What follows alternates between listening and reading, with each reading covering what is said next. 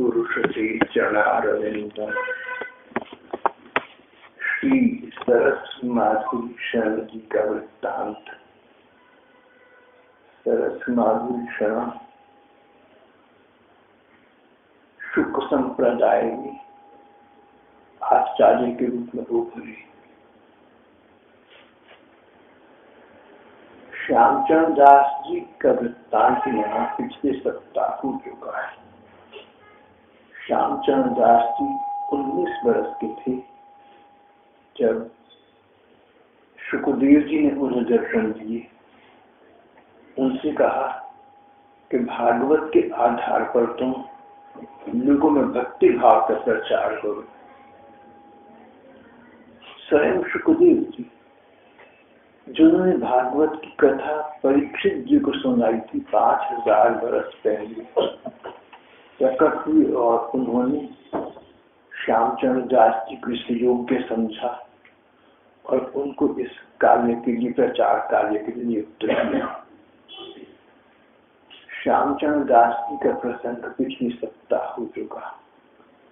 उन्होंने सुखदेव जी के आज्ञानुसार शुक संप्रदाय की स्थापना की।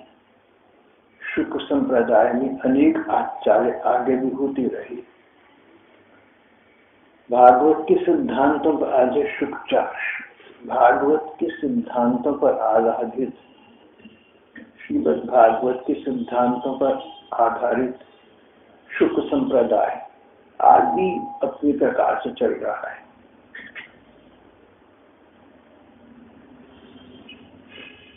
श्यामचरण दास जी महाराज ने दिल्ली के क्षेत्र में इसके आश्रम की स्थापना की थी। स्वयं राजस्थान के एक गांव डेहरा के थे। श्यामचरण दास जी महाराज का प्रभाव बहुत व्यापक स्तर पर हुआ।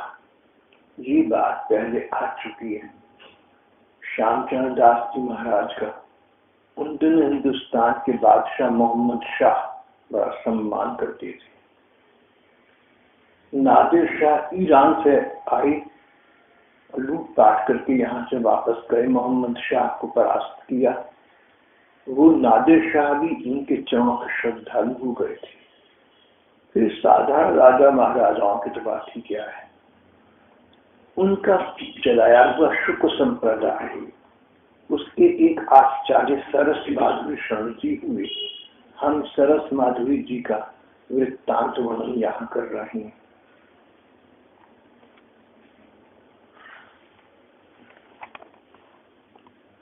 सरस माधुरी का घर का नाम, बचपन का नाम शिवदयाल था। शिवदयाल नाम का ये बालक बहुत सुंदर था। इसकी शक्ल, इसकी सुंदरता, इसकी बाल सुलभ चापलता, चंचलता इस प्रकार की थी कि आसपास के सभी लोगों का मन मोह लेता था। 2 वर्ष के शिवदयाल हुए तो देखा कि वे खेल कूद में अन्य बालकों से अलग हैं। कभी मिट्टी की मूर्तियां बनाते हैं और उनकी सेवा, उनकी पूजा करते हैं। कभी संध्या वंदन आदि करते लगते हैं। और थोड़े से बड़े हुए 3-4 वर्ष के तो अपने साथ के बालकों के साथ हरे कृष्ण हरे राम इस मंत्र का कीर्तन करने लगे। 5 वर्ष के हुए, पढ़ाई लिखाई की व्यवस्था की गई। इन्होंने हिंदी का बहुत ज्ञान प्राप्त किया। उन दिनों उर्दू फारसी का रिवाज था। उनका भी स्थान, उनका भी सम्मान, उनका भी अध्ययन किया और 3 भाषाओं के लिए बहुत बड़े विद्वान बन गए। बुद्धि कुशाग्र थी। कुछ ही दिनों में इन्होंने 3 भाषाओं का अच्छा ज्ञान प्राप्त कर लिया।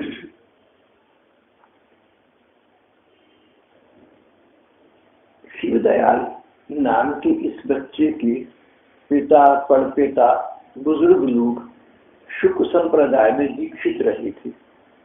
पिता का नाम था घासीराम। पिता घासीराम जी शुक संप्रदाय में दीक्षित थे। भगवान के प्रति उनका भक्ति भाव था। जब वो देखते कि उनका बच्चा शिवदयाल ठाकुर जी में लगा रहता है, उनको अच्छा लगता था। सच्चे अर्थों में पिता थे, चाहती थी कि मेरा बच्चा बचपन के इस अद्भुत शैशव में श्री भगवान का स्मरण करता है, भगवान की ऐसी कृपा हो कि बड़े होने पर भी इस प्रकार का भाव स्वभाव इसका बना रहे। कई बार बचपन की वृत्तियां बड़े होने पर बदल जाती हैं। अच्छे बच्चों की बुरी हो जाए, बुरों की अच्छी हो जाए, कुछ पता चलता नहीं। पिता चाहती थे, काशीराम चाहती थे कि इसकी वृत्तियां भगवत परक हैं, बड़ा होने पर भी भगवत परक ही बनी रहे।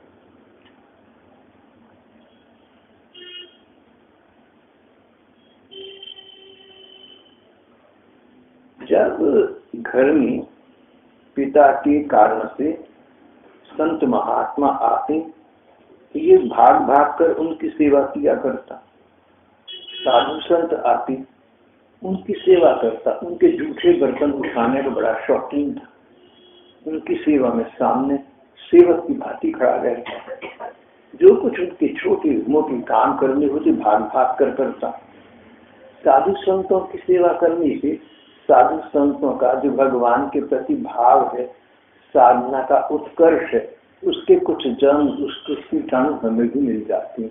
इसलिए हमारे देश में संत महात्माओं के चरण स्पर्श करने का पुराना विधान है। शिवदयाल को ये शिक्षा कहाँ से मिली, कौन करे? पूर्व जन्म के संस्कार ऐसे थे, घर के संस्कार भी आध्यात्मिक और भक्ति परक थे, शुक संप्रदाय के थे। इसलिए ये इस द्रुत गति से आगे बढ़ता गया।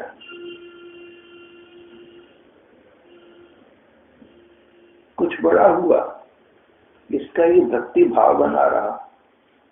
पिता को अच्छा लगता था, पर माँ को अच्छा नहीं लगा। माँ को चिंता लगी, कहीं ये बैरागी न हो जाए। देखा इसका भक्ति भाव तो बढ़ता जा रहा है, दिन पर दिन बढ़ रहा है। तो उन्होंने इस बच्चे का विवाह वृंदावन की एक बच्ची के साथ कर दिया।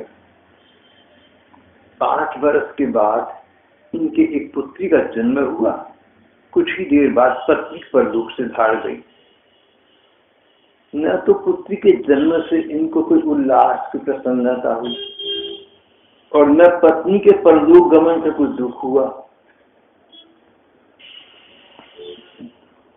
शिवदयाल जी के इस समभाव को देखकर उनके माता पिता चकित रह गए। बच्ची हुई, कोई उमंग, कोई उल्लास, कोई बात कर ले, कुछ नहीं, जैसे कोई बात ही ना हो।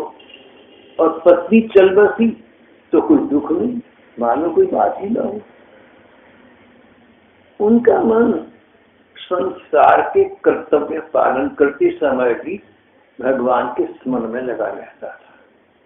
कोई कोई महापुरुष ऐसे होते हैं, सभी तो नहीं होते, लेकिन कहीं कहीं कोई कोई ऐसे कारक पुरुष संसार में आ जाते हैं। प्रायः नहीं, कभी कभी, बहुत कम। इस बात का अनुचित लाभ कई लोग उठा लेते हैं।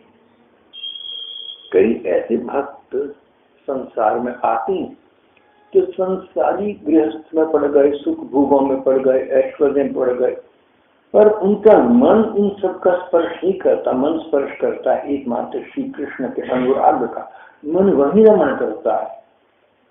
लेकिन इस प्रकार के संत महात्मा बहुत कम होते, बड़े कठिन है। दोनों ओर का होना, संसार के प्रति भी है, देखने में संसार के हैं, पर वास्तव में मन से पूरे पूरे श्री भगवान के। श्री भगवान के अतिरिक्त किसी के मन की सच्चाई को कौन जाने। बहुत से साधु महात्मा ऐसे भी हो जाते हैं जो ऊपर से ये कहते हैं कि देखो जी, जो साधु संत दुनिया में भी सुख भोग करे, भगवान में मन लगा रहे, असली है, हम भी असली हैं। अपने को ऐसा दिखाते हैं। ये पाखंडी, ये कपट कलयुग का लक्षण। श्रीमद् भागवत में इस प्रकार का प्रसंग वर्णित है कि कलयुग में पाखंड का प्रचार हो जाएगा, दम्भी लोग अपने आप को भक्त दिखाएंगे, इस प्रकार की बातें लिखी हुई। तो किसी व्यक्ति को संत महात्मा सच्चा मानने से पहले अपने मन के अनुभव से, अपने मन की समझ से दिख लेना चाहिए। ठोक में जाकर दिखना चाहिए, ऐसे जिस किस पर विश्वास नहीं करना चाहिए।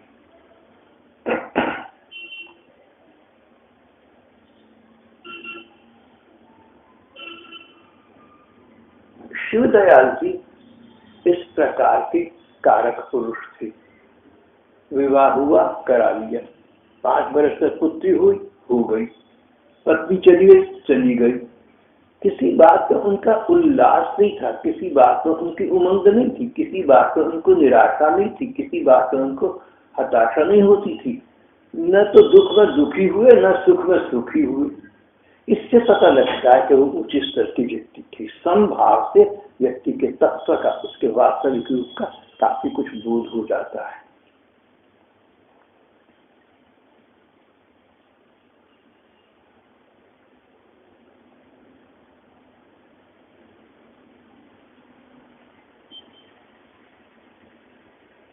शिवदयाल जी, एक बार उनका संयोग हुआ बलदेव दास जी नाम के एक महात्मा। भक्त बलदेव दास उच्च कोटि के संत महापुरुष थे। श्री राधा कृष्ण के रंग में रंगी रहती थी। ऐसी भक्त बड़ी कठिन है। श्री राधा कृष्ण के रंग में रंगे होना बड़ा कठिन, बड़ी संस्कारों से होता है। परमात्मा की पूजा करना तो सब बहुत से लोग जानते, सब तो नहीं। कोई लोग परमात्मा की पूजा करना, भगवान के प्रति भक्ति भाव होना, यहाँ तक पहुंच जाते हैं। भगवान के साकार रूप की आराधना का कार्य कई लोग कर देते हैं, पर श्री राधा कृष्ण के तत्वों को समझना किसी बिरले का काम है। ये तो संसार की भक्ति मार्ग की सर्वोच्च पराकाष्ठा की स्थिति है। इसका तो लोगों को पता भी नहीं होता, समझ भी नहीं होती। बलदेव दास जी महाराज श्री राधा कृष्ण के प्रति रागात्मिका भक्ति और पगे हुए थे। ध्यान, आंखें मीठी, ध्यान किया, ठाकुर ठकुराइन के भाव रूप में पहुंच गए। घंटों घंटों भाव रूप में विचार किया करते। इन सिद्ध संत बलदेव दास जी महाराज से एक बार शिवदयाल जी का इस बालक का संपर्क हुआ। दोनों मिले। शिवदयाल को लगा कि मुझे कुछ सच्चे संत भगवत कृपा से प्राप्त हो गए। बिनु हरि कृपा मिला ही नहीं संता, अब भाग भरोस हनुमंता। हनुमान जी लंका में विभीषण से मिले तो विभीषण ने कहा, अब मोहि भाग भरोस हनुमंता। हनुमान, अब मुझे विश्वास हुआ अपने अनुभव से। पुस्तक में तो पढ़ा था, महात्माओं से तो सुना था, पर अपने अनुभव से बात के पता होना एक अलग बात है। हनुमान, तुमसे मिलकर मुझे अपने को अनुभव हो गया कि बिनु हरि कृपा में नहीं सुनता। भगवान की जब तक कृपा न हो तब तक तुम्हारी जैसे संत नहीं मिलते। उन्हीं हनुमान जी की अवज्ञा रावण ने की तो संत अवज्ञा कर फल ऐसा, जरही नगर अनाथ समझ ऐसा। लंका जल रही, मानो कोई राजा ना हो, कोई कानून व्यवस्था ना हो। जैसे जंगल में आग लगती है, पेड़ असहाय बेचारे जलते रहते हैं जब तक बारिश ना हो जाए। इस प्रकार लंका जल रही है, कोई दिखने वाला नहीं।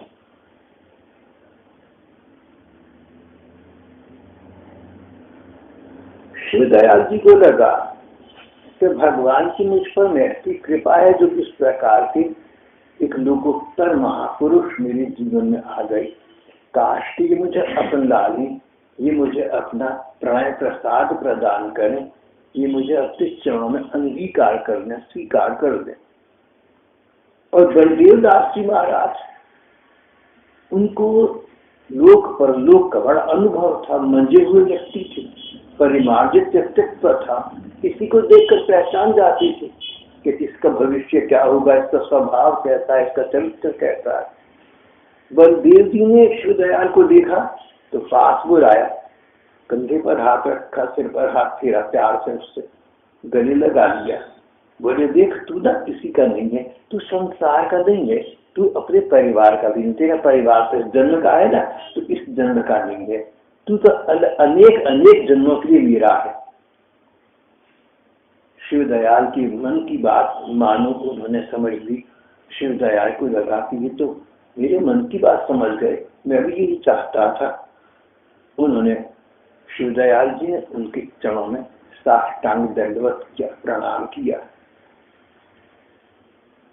बलदेव जी महाराज ने शिवदयाल को दीक्षा दी। श्री राधा कृष्ण के साधना पथ पर अग्रसर कर दिया, उसके नियम बता दिए, उसके विधि निषेध बता दिए।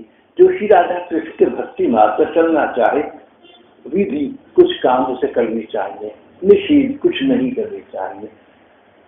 तो बलदेव जी महाराज ने विधि निषेध का प्राविधान इस बालक को, इस लड़की को बता दिया और इनका अब नया नाम रख दिया, भैया अब तूने श्री राधा कृष्ण के जगत में प्रवेश कर दिया तो तेरा नाम यहाँ का हो गया सरस माधुरी क्षण।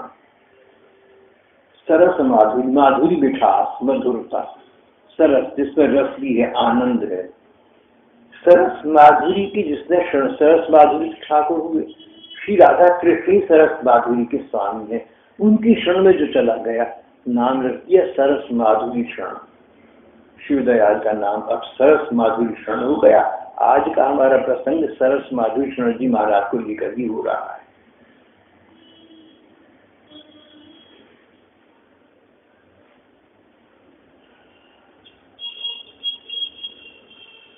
निकुंज रस उपासना का इन्होंने पालन किया और प्रचार किया। निकुंज रस उपासना, निकुंज बाग बगीचे में, वन उपवन में श्री राधा कृष्ण विहार कर रहे हैं और उनके इस रस मार्ग की उपासना करना, इस पथ पर चलना, रस उपासना, रस मार्ग, इसका इन्होंने प्रतिपादन किया।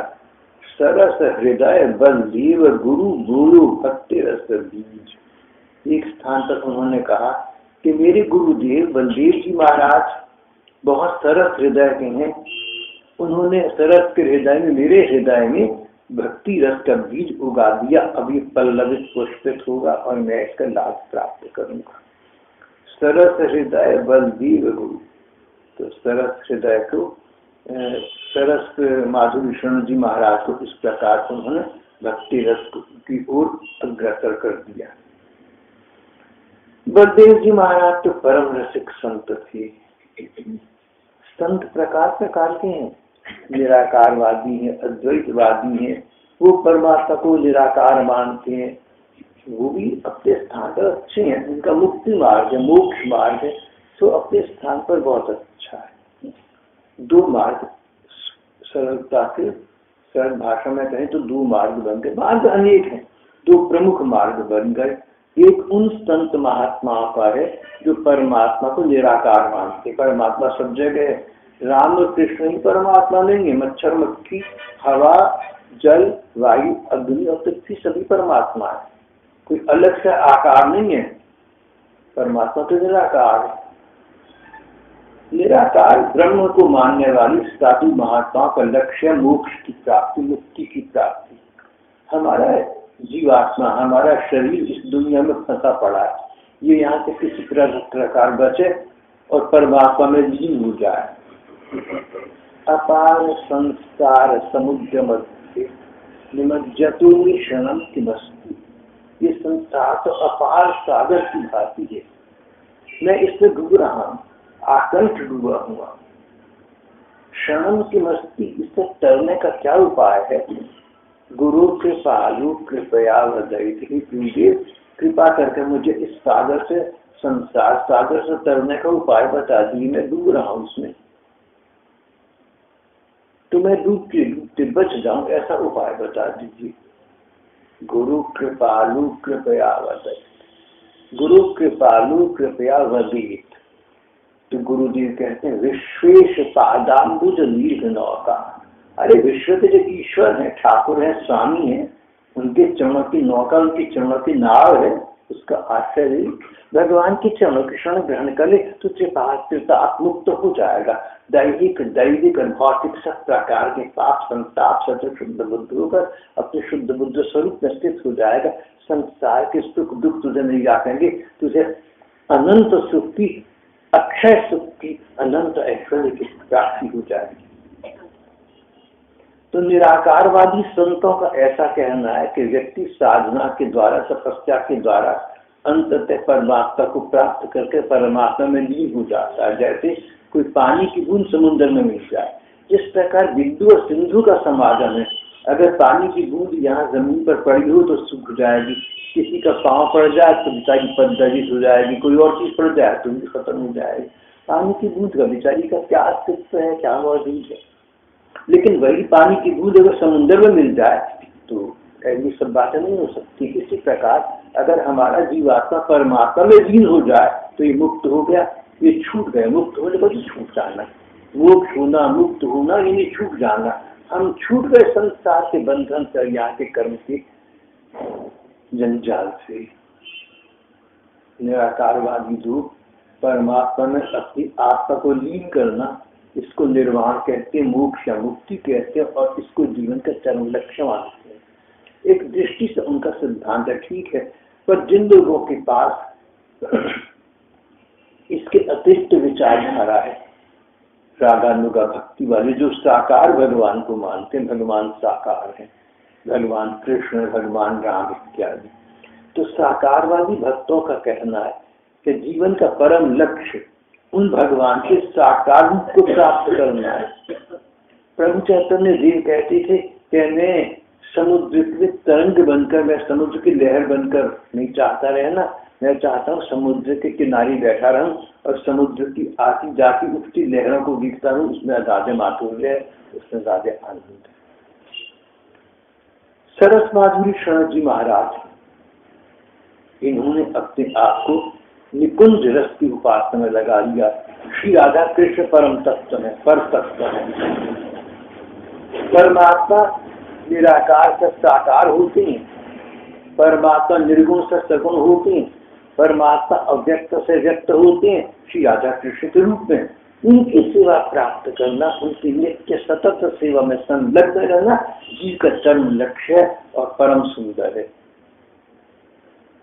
सुंदर से सुंदरतर, सुंदरतर से सुंदर। इन्होंने निकुंज रस उपासना की साधना की पद्धति अपना ली।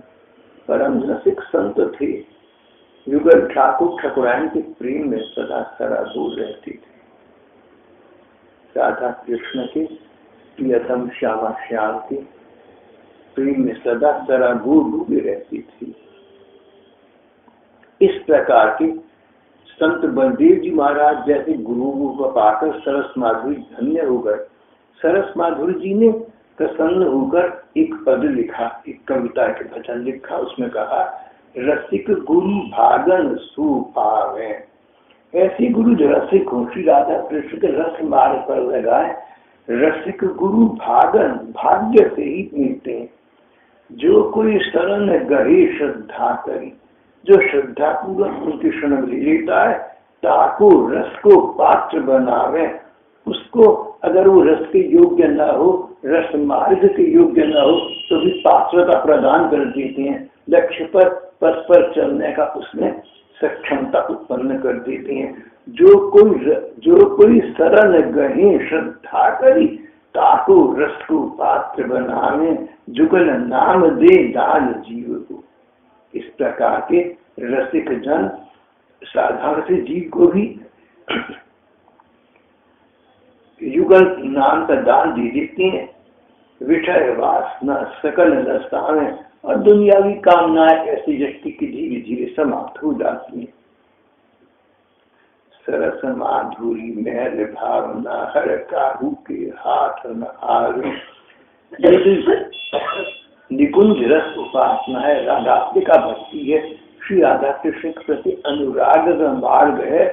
हर काबू के हाथ न आवे, ये सब किसी के हाथ में नहीं आता।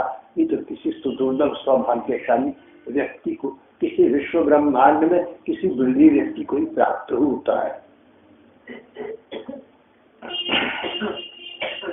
सरस माधुरी गुरु शरण सुवत पाए पसार। सरस माधुरी जी ने कहा कि मुझे ऐसे गुरुदेव की शरण प्राप्त हो गई है कि मैं तो पांव पसार के सोता हूँ, मैं तो चैन से रहता हूँ, मुझे कुछ करने ठहरने की जरूरत नहीं है, जो गुरुदेव कहेंगे बस कर दूंगा, मुझे अपने को कुछ नहीं पता। वे द्रुत गति से साधन पथ पर अग्रसर हो गए। रात को तंबूरा लेकर ठाकुर जी का या प्रियतम श्री राधा कृष्ण का गुणगान करते, दिन में जीविका निर्वाह के लिए व्यवसाय के रूप में थानेदारी के पद पर कार्य करते थे। पुलिस में थानेदार थे। देखिए, पुलिस में थानेदार के पद पर होकर भी ठाकुर जी के प्रति कितना स्नेह का, अनुराग का भाव, विचित्र बात है। नहीं तो व्यवसाय का प्रभाव व्यक्ति के निजी जीवन पर भी प्राय पड़ जाता है। इन पर कोई प्रभाव नहीं था, उल्टा हो गया।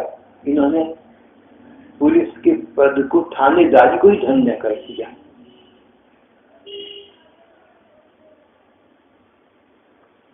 पर भली थानेदारी के पद पर कार्य करते थे, थानेदारी का कार्य धन्य हो गया, पर उन्हें थानेदारी में जीवन व्यतीत नहीं करना था। उन्होंने देखा कि जयपुर में सरस माधुरी शरणदास ने लिखा था, जयपुर में अनेक भक्त हुए, शुक्र संप्रदाय के कई संत हुए, ये प्रकार की तीर्थ भूमि है। जयपुर धर्म भूमि माना गया और वहां पर श्री गोविंद देव जी महाराज का सुप्रसिद्ध मंदिर भी है। इनके आकर्षण जयपुर जाकर रहने में हो गया। इन्होंने जयपुर जाने का निर्णय कर लिया, नौकरी से त्याग पत्र दे दिया। पत्नी का पहले ही देहांत हो चुका था। माँ इस दौरान माँ भी संसार को छोड़कर कूच कर गई। अपनी बहन और पुत्री का इन्होंने विवाह कर दिया। सरकारी नौकरी से त्याग पत्र दे दिया था। पिताजी को साथ लेकर जयपुर चले गए। पिताजी जैसे ये थे, पिताजी घासीराम जी भी भगवान के प्रति भक्ति भाव में बहुत आगे बढ़े चले। घर में सबसे अधिक भक्ति भाव पिताजी का, घासीराम जी का ही था। शेष सब तो अपने अपने स्थान पर लग गए और ये पिताजी को साथ लेकर जयपुर चले गए। कुछ दिन पुलिस विभाग में फिर नौकरी की, फिर नौकरी छोड़ दी और वकालत करने लगी। जयपुर का वातावरण भक्ति के लिए विशेष रूप से अनुकूल था।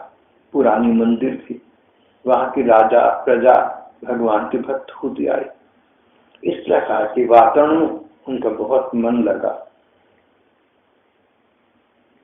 सरस माधुरी जी के स्थान पर भजन, कीर्तन और इष्ट गोष्ठी आदि का समाज जुड़ने लगा। जल्दी ही इन जैसे अन्य लोग भी उनके पास आने आरंभ हो गए।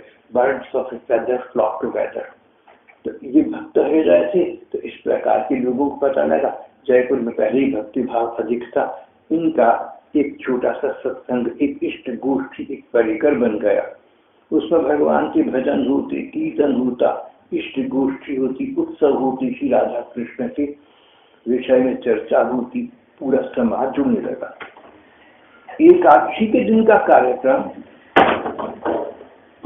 एकादशी के दिन का कार्यक्रम इन भक्तों के लिए विशेष रूप से बहुत सुंदर होता, बहुत आकर्षक होता।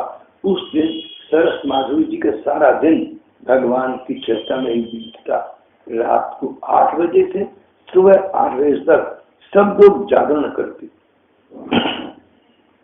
एकादशी की रात को जागरण करके, जाग करके भगवान की भजन करने का बड़ा महत्व है, बड़ा विधान है। रात 8 बजे से प्रातः 8 बजे तक सब लोग जागरण करते। जागरण में पुराने संतों की वाणी और सरस माधुरी के लिखे गए पदों और भजनों का राज रागिनियों के साथ गायन होता। गाते गाते सरस माधुरी जी भगवान के भाव में डूब जाते, कभी आंखों में आंसू भर आते, संसार को भूल जाते। कभी कभी आनंद में भरकर नृत्य करने लगती।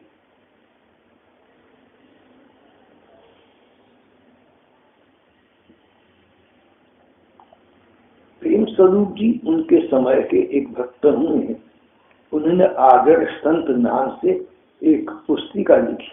उसमें कहते हैं कि सरस माधुरी जी तानपुरा लेकर साज बाज के साथ गायन करते, लोग मंत्र मुग्ध हो जाते, चकित रह जाते।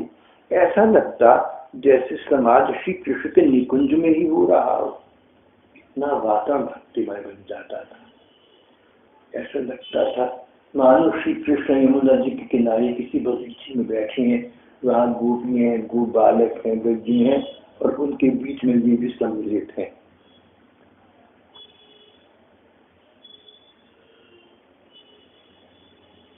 ऐसा लगता जैसे समाज श्री कृष्ण के निकुंज में ही हो रहा हो। रात भर एक स्वर और एक आसन से गायन होता रहता। कभी कभी प्रेम में मग्न होकर खड़ी होकर नृत्य करने लगते, घंटों नृत्य करते।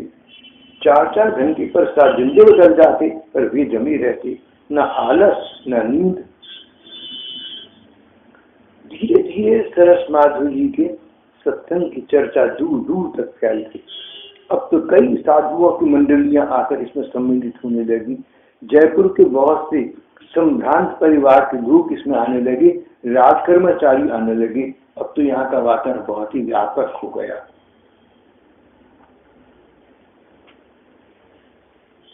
घासीराम जी सरस माधुरी के पिता। सरस माधुरी का ठाकुर जी में अनुराग देखते तो बहुत प्रसन्न होते। सोचते थे वही वंश धन्य है जिसमें भक्त संतान हुई। कुलम पवित्रम जननी कृतार्थ, वो स्थिति बन गई। सरस माधुरी के पिता घासीराम जी भगवान के प्रति उनका अनुराग देखते, उनका विश्वास और श्रद्धा देखते, उनकी निष्ठा देखते, देख देख कर परम प्रसन्न होते थे, फूले समाते थे। घासीराम जी अब संसार के किसी कार्य से संबंध नहीं रखते थे। स्वयं दिन रात साधन भजन में लगे रहते थे और अपने पुत्र सरस माधुरी के क्रियाकलाप को देखकर अपने को धन्य मानते थे। एक दिन अकस्मात उन्हें पास बुलाया। बोले, बेटा, तुम्हारे जैसा पुत्र पाकर मेरा जीवन सफल हो गया। ये जीवन में जो जीवन में चाहता था सो चाह पूरी हो गई। जो दायित्व थे पूरे हो गए, जो कर्तव्य थे पूरे हो गए। अब संसार में रहने का न मुझे इच्छा है और न समय है। अब मेरा समय हो गया बेटा, तो अब मैं संसार में छोड़कर जाने वाला हूँ। सरस माधुरी के नयनों में आंसू भर आए, कंठ रूंध गया। बोले, पिताजी, आप क्या बात कर रहे हैं? क्या आप सचमुच मुझे छोड़ जाएंगे? सरस माधुरी के सिर पर हाथ फेरते हुए पिता ने कहा, चिंता बिल्कुल मत करो, हम फिर मिलेंगे। तुम श्री राधा कृष्ण की सेवा और प्रेम प्राप्ति के लिए संसार में आए हो। तुम संसार के लिए संसार में नहीं आए। राधा कृष्ण का संसार ही तुम्हारा संसार है, वही मेरा संसार है। अपनी साधना पूरी करके तुम नित्य धाम में मुझसे और अपने गुरु जी से भी मिल जाओगे।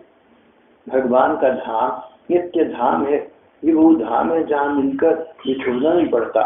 बेटा, मैं और तुम दोनों दोबारा मिलना चाहते हैं, अनंत काल के लिए मिले रहना चाहते हैं। इसका उपाय वही है जो तुम कर रहे हो। श्री राधा कृष्ण के साथ सतत संलग्न रहो, और जब तुम्हारा समय आएगा और तुम्हारा शरीर प्राणों का मोह छोड़कर चला जाएगा, दोबारा कहूंगा, जब तुम्हारे प्राण शरीर का मोह छोड़कर चले जाएंगे, तब तुम्हारे प्राण सीधे श्री राधा कृष्ण के धाम में पहुंचेंगे। वहां तुम्हें मैं मिलूंगा, तुम्हारे गुरु जी बलदेव जी मिलेंगे। चिंता मत करो, हमसे एक बार फिर वहीं मिलेंगे। हमारा ये विछोह सदा के लिए नहीं हो गया, अपरिचित नहीं हो गया, पता नहीं क्या होगा, ऐसा नहीं, हमारे पता ही है। बलदेव जी तुम्हारे शुद्ध गुरुदेव, वे भी श्री राधा कृष्ण के नित्य धाम में विराज रही हैं, मैं भी वहीं जाऊंगा और समय आने पर तुम भी वहीं जाओगे। हमारा तो नित्य मिलन है, हमारी राधा कृष्ण का नित्य मिलन है, वरना हमारा भी शोक ऐसा हो सकता है। इसमें चिंता की क्या बात है, इसमें दुख की क्या बात है, तत्का परिदेवना, इसमें चिंता की क्या बात है, इसमें विषाद की क्या बात है।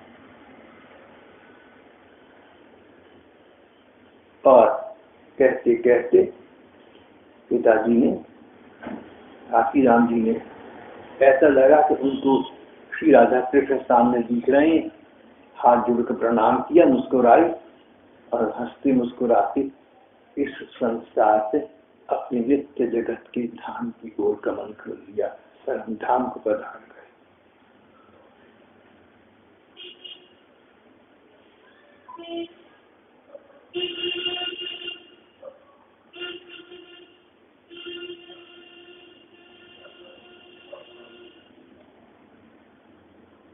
पिताजी के चले जाने पर सरस माधुरी जी संयत और संतुलित रहे। जब तक पिताजी थे उनका पूरा सम्मान रखा, अब नहीं रखे तो कोई दुख प्रकट नहीं किया। मन भगवान के पास था, वही लगा रहा। कभी किसी मित्र के मकान में रहते, कभी किराए के मकान में रहते, कभी किसी गुरु भाई के मकान में रहते। अभी तक उनके रहने के मकान की ठीक व्यवस्था नहीं थी, पर उनके पास दूर दूर से अतिथि और अभ्यागत संत महात्मा आते रहते। कई दूर दूर से महात्मा आते। सुविधाजनक आवास और सत्संग भवन की बड़ी आवश्यकता थी। उन्होंने दरियापान में सरस कुंज नाम के अपने स्वतंत्र स्थान का निर्माण किया। सरस कुंज, इसमें एक सत्संग भवन बना, एक रास मंडल बना, ठाकुर जी का मंदिर बना और इस प्रकार की अन्य सुविधाएं संपन्न की गई। सरस कुंज में बड़े बड़े संतों के उत्सव हुआ करते। संतों के सरस माधुरी जी ने ऐसी व्यवस्था की कि श्यामचंद्र दास जी महाराज के जन्मोत्सव मनाते, उनके अन्य उत्सव मनाते, ठाकुर जी के उत्सव मनाते। उत्सव की श्रृंखला का उन्होंने सूत्रपात किया।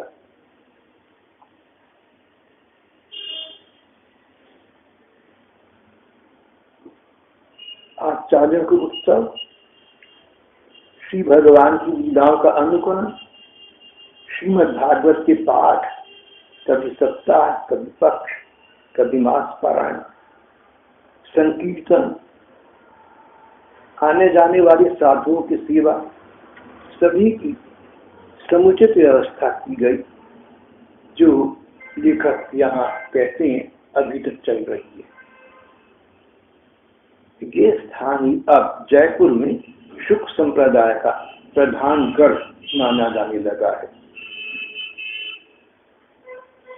ऐसा लगता था ये सब देखकर कि सरस माधुरी जी लोक हित में बहुत से कार्य कर रहे हैं, पर गहराई की बात तो कुछ और थी, सच्चाई तो कहीं और थी। सरस माधुरी का भजन में अभिनिवेश अब पहले से और भी अधिक बढ़ गया था। जहाँ एकांत में बैठे ठाकुर के भाग वही बद्ध वही संलग्न हो जाए। एक अंग्रेजी की पुरानी कहावत है, you are what you are in private. अगर तुम बिल्कुल अकेले कहीं बैठे हो तब तुम्हारा मन कहाँ गया, तुम्हारा मन क्या सोच रहा है, वही तुम्हारी वास्तविकता है। अकेले बैठकर तुम्हारा मन कहाँ जाता है? जहाँ तुम्हारा मन अकेले बैठकर जाया होता है वो तुम्हारा व्यक्तित्व है, वो तुम्हारा वजूद है, वही तुम्हारी वास्तविकता है। और जिन लोगों का एकांत में बैठकर मन भगवत चरणों में जाता है, भगवान के स्मरण जाता है, उनका तो जीवन धन्य हो गया।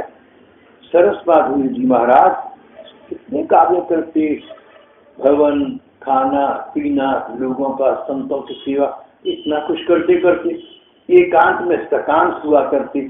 सकांत, कांत के साथ होते, कांत प्रियतम श्री कृष्ण। कांत या प्रियतम, कांत का मतलब प्रियतम। भक्तों के कांत, भक्तों के प्रियतम तो श्री कृष्ण है, उनके साथ रहते हैं सकांत। एकांत में भगवत जन सकांत होते हैं। दूसरे शब्दों में भगवत जन वही है जो एकांत होने पर सकांत हो जाए। अपने को देख लेना, जब तुम अकेले बैठते हो, कोई काम करने का नहीं होता, आसपास बातचीत करने वाला कोई नहीं होता, तो बहुत देर के लिए अकेले बैठ गए हो, तो तुम्हारा मन पहली बात अपने आप कहाँ जाता है, और दूसरा अपने आप कहीं भी जाए तुम प्रयत्न पूर्वक उसको भगवान में लगाती हो। देखो, अपने आप मन भगवान में चला जाए, ये स्थिति तो सबकी नहीं हो सकती, लेकिन ये स्थिति अच्छी है कि एकांत में जब बैठे हम तो अपनी कोशिश करें, अपना प्रयत्न करें, प्रयत्न पूर्वक एफर्टफुल्ली अपने मन को संसार के इधर उधर की झमेलों में बातों में न लगाने से वहां से हटाकर भगवान में मन को लगाएं, भगवान के रूप का ध्यान करें, भगवान के नाम का जप करने लगे, भगवान से प्रार्थना करने लगे। सेंट फ्रांसिस कहती थी, फ्रांस के महात्मा, कि भगवान से बातें करने लगो, भगवान तुम्हारी पास ही है, ये सोचकर संभाषण, भगवान से बातचीत करो, किसी भी प्रकार से मन उन ठाकुर का स्मरण करे, ये मन की सर्वोत्तम स्थिति है और सर्वोच्च स्थिति को पहुंचाने का सर्वोत्तम सोपान है। ये ऐसा ही करते थे, मानसिक सेवा में लगी रहती थी। सेवा श्रृंगारात्मक थी, श्रृंगारात्मक थी, राधा कृष्ण के प्रति अनुराग भरी थी, प्रीति भरी थी, रागात्मक अभाव की थी।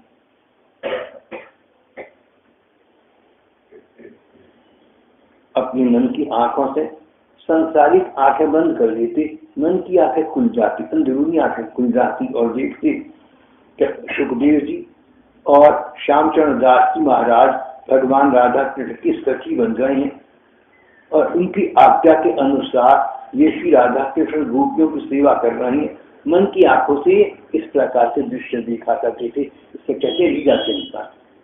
ये लीला चिंतन करते थे, आंखें नीची, राधा कृष्ण है, गोपी है और ये सब मिलकर रास विलास कर रहे हैं। दो सखी इनकी बड़ी पुरानी परिचित है, एक सुख सखी और एक श्यामचरण दास सखी। सुख सखी सुखदेव जी जिन्होंने इन्हें शिष्यत्व प्रदान किया था, और श्यामचरण दास जी महाराज जिन्होंने सुख संप्रदाय की स्थापना की। तो ये देखते थे कि सुख सखी और चरण दासी सखी जैसी आज्ञा देते हैं वैसा ये सेवा करते हैं। कभी